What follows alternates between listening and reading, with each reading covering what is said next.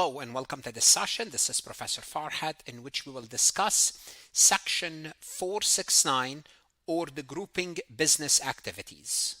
Why do we need to learn about grouping business activities together? Well, because certain entrepreneurs, certain business people, they might own and run several businesses and maybe rental property at the same time. Now, each activity is typically evaluated separately to determine whether the taxpayer materially participate. Now, why is this important? This is important because we need to know whether you are an active or a passive in regards to that business, to that activity. If you own several businesses and you are not putting the 500 hour needed to be an active business, then the business is considered passive. How about if we can combine, because you have multiple businesses, how about if we can group those multiple businesses into one economic activity? And this is known as section 469. And as a result, once they are combined, let's assume you have 4 businesses. You spend 150 hours in business, 200 in this business, 300 in this business, and 100 hours in this business.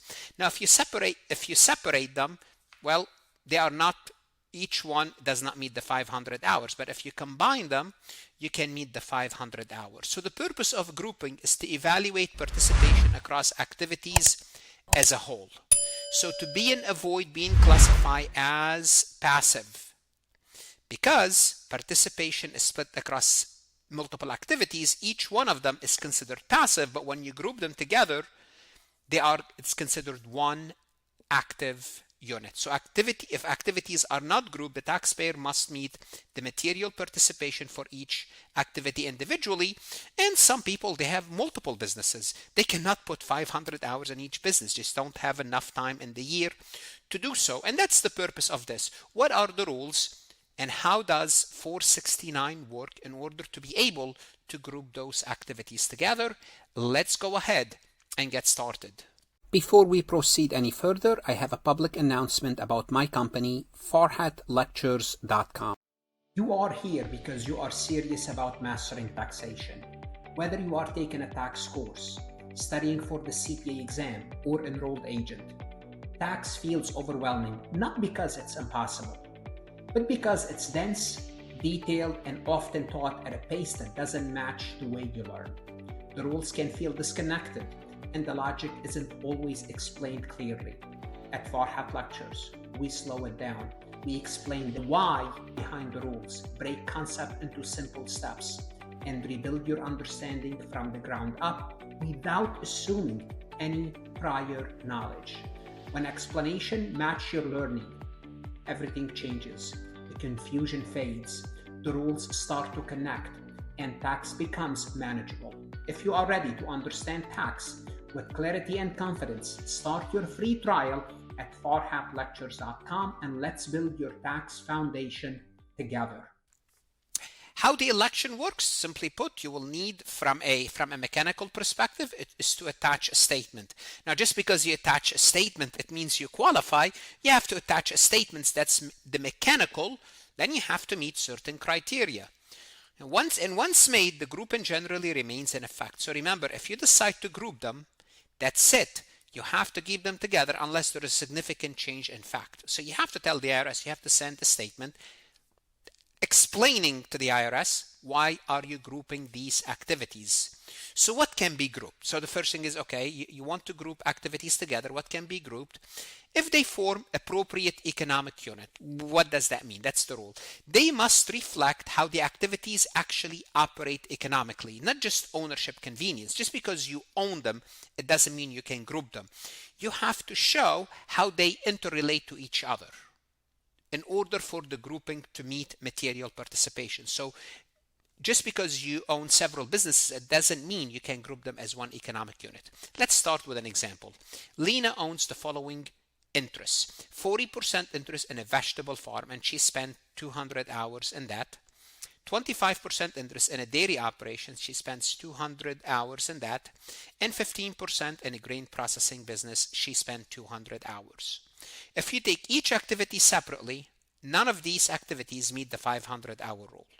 But each activity is related to agriculture, but Lena does not spend enough time in any single activity to meet the 500-hour test.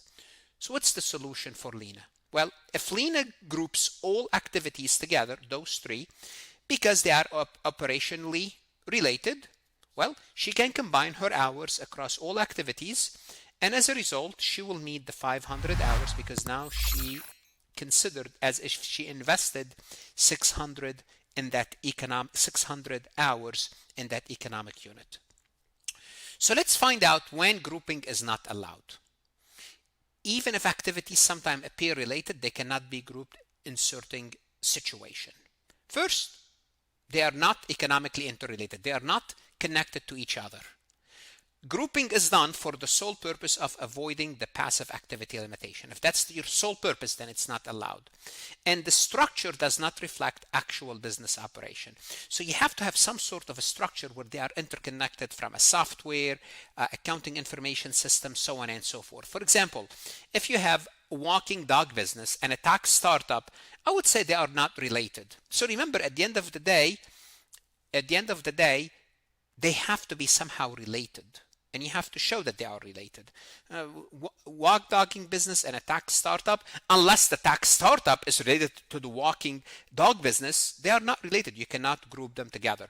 So you have to understand they have to be somehow economically interrelated. Now, when it comes to rental activities, there are some special rules versus trade or business activities. Now, why? Let's explain why rental activities and trade or business are different. Think about the nature of the business. The nature of rental is you rent something and you just let it go. They sign the paperwork, you give them the apartment, you give them the keys to the apartment, and that's basically done until you collect the payment. Sometimes you might have to do some maintenance, but if everything is working well, you don't see them, they don't see you, they will send you the money. Trade or a business activity, usually you are involved day-to-day operations. So that's why we have to differentiate between the two. So a rental activity cannot be grouped with a trade or business because by nature they are different. One is just rental, kind of passive, right? Rental activities are considered passive unless that's what you do every day. Trade or business are active and ongoing. So that's why you cannot group them. But in IRS rules, there's always an exception for the government. An exception applies if all the following conditions are met. The rental is unsubstantial relative to the business. It's a small amount. Or the business is unsubstantial relative to the rental. Okay, they're a small amount. Or both activities are owned in the same proportion.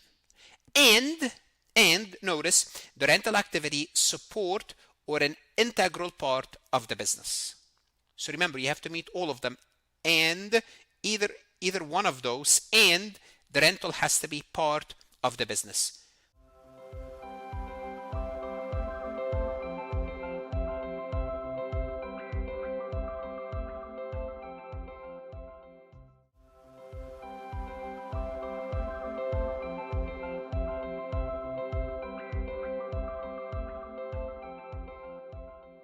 So give me an example about this. Okay, so Omar owns a logistic company. That's the trade or a business.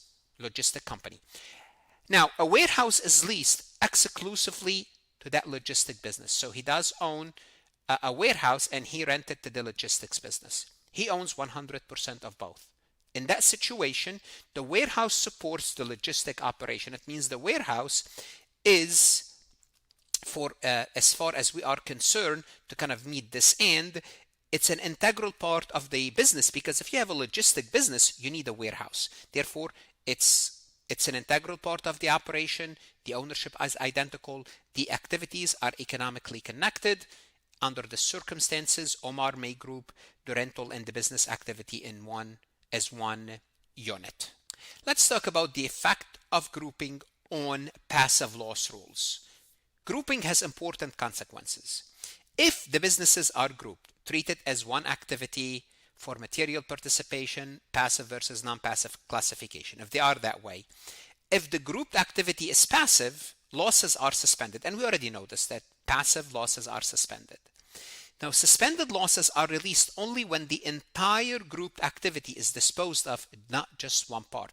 So if you decided to group a bunch of businesses and you say, okay, they are group, but they are passive. You might do that. But remember, if you do that and you, for example, you have 1, 2, 3 different activities and the whole group is passive, which is fine, but you're treating them as one group. Now, if you exit one of them, you cannot suspend the losses until you exit 2 and 3, exit the whole group. So for example, because grouping is a long-term commitment, Nora grouped 3 consulting businesses into one activity.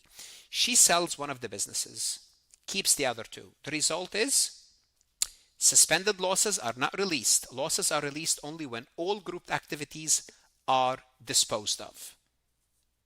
Let's look at another example. David owns a restaurant, a catering business, a food delivery service. Now, here's what's common between those businesses. All 3 share the same kitchen, share the same computer system, share the same payroll system, serves overlapping customers, and use the same management. Well, they are 3 different businesses, but they all are interrelated. These activities are likely an appropriate economic unit, and David can group them into one single activity. So on the exam day, what do you need to be aware of? Accept questions that test whether activities qualify as an economic unit, and usually they make it obvious. When rental activities can or cannot be grouped, remember if one of them is not substantial enough, that's fine, like immaterial, you can group them, either the business or the rental. And remember, they have to be interrelated somehow. The rental is serving the purpose of the business. Or they are owned in the same proportion, and they have to serve the business. Remember, in the end, the impact on material participation tasks, the release of suspended losses, and the common traps are students assume that grouping is always allowed. It's not. The IRS would want a clear economic relationship. And in the multiple choice questions, they will have those hints or tips about what's considered a clear economic relationship. So in summary, grouping allows multiple activities to be treated as one. It helps taxpayer meet material participation. You must meet the appropriate economic unit. Remember, rental have special restriction, and losses remain suspended until the entire grouped activity is disposed of. Let's take a look at this multiple choice question from farhatlectures.com. Which of the following best explain why a taxpayer elects to group multiple activities under section 469?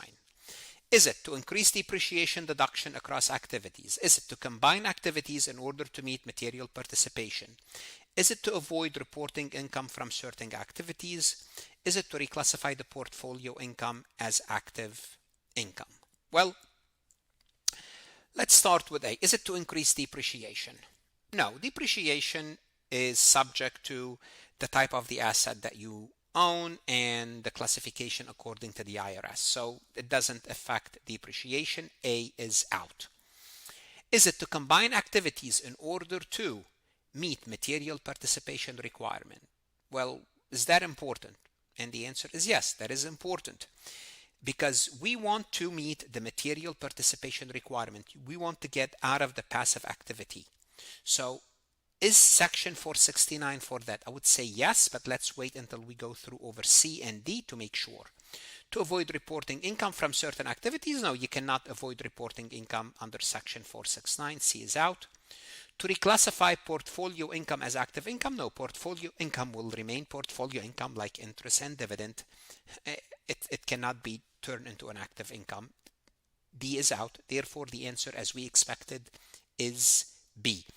Now, if you're taking this question on Farhat Lectures, you can ask the AI to explain the topic. If need be, explain the correct and incorrect answer, create a similar MCQ.